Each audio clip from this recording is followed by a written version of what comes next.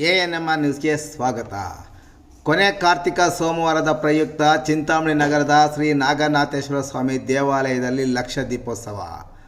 ಚಿಂತಾಮಣಿ ನಗರದ NNT ಬಡಾವಣೆಯಲ್ಲಿರುವ ಶ್ರೀ ನಾಗನಾಥೇಶ್ವರ ಸ್ವಾಮಿ ದೇವರಿಗೆ ಕೊನೆ ಕಾರ್ತಿಕ ಸೋಮವಾರದ ಪ್ರಯುಕ್ತ ಇಂದು ವಿಶೇಷ ಪೂಜಾ ಕಾರ್ಯಕ್ರಮ ಮತ್ತು ಲಕ್ಷ ದೀಪೋತ್ಸವ ಕಾರ್ಯಕ್ರಮವನ್ನು ಏರ್ಪಡಿಸಲಾಗಿತ್ತು. ಕಾರ್ತಿಕ ಮಾಸದ ಕೊನೆಯ ಸೋಮವಾರವಾದ ಇಂದು ನೂರಾರು ಭಕ್ತಾದಿಗಳು ಸ್ವಾಮಿಯ ಪೂಜೆಯಲ್ಲಿ ಭಾಗವಹಿಸಿ ದೇವರ ಕೃಪೆಗೆ ಪಾತ್ರರಾದರು. ಪ್ರತಿ ಸೋಮವಾರ ವಿಶೇಷ ಪೂಜಾ ಕೈಂಕರ್ಯಗಳು ನಡೆಯುತ್ತದೆ. ಅದರಲ್ಲೂ ಕಾರ್ತಿಕ ಮಾಸ ಈ ದೇವರಿಗೆ ಪ್ರಿಯವಾದ ಮಾಸವಾಗಿದೆ. ಕಾರ್ತಿಕ ಮಾಸವು ಹರಿಯ ಸಂಪ್ರೀತವಾದ ಕಾಲವೂ ಆಗಿರುವುದರಿಂದ ತುಳಸಿ ಪೂಜೆಯನ್ನು ಇದೇ ಮಾಸದಲ್ಲಿ ಮಾಡಲಾಗುತ್ತದೆ. ಒಳ್ಳೆಯ ಕಾಲದಲ್ಲಿ ಒಳ್ಳೆಯ ಕಾರ್ಯವನ್ನು ಮಾಡಿದರೆ ಅದರ ಫಲವು ಇನ್ನೂ ಒಳ್ಳೆಯದಾಗಿರುತ್ತದೆ ಎಂಬ ನಂಬಿಕೆ ಸಹ ಇದೆ.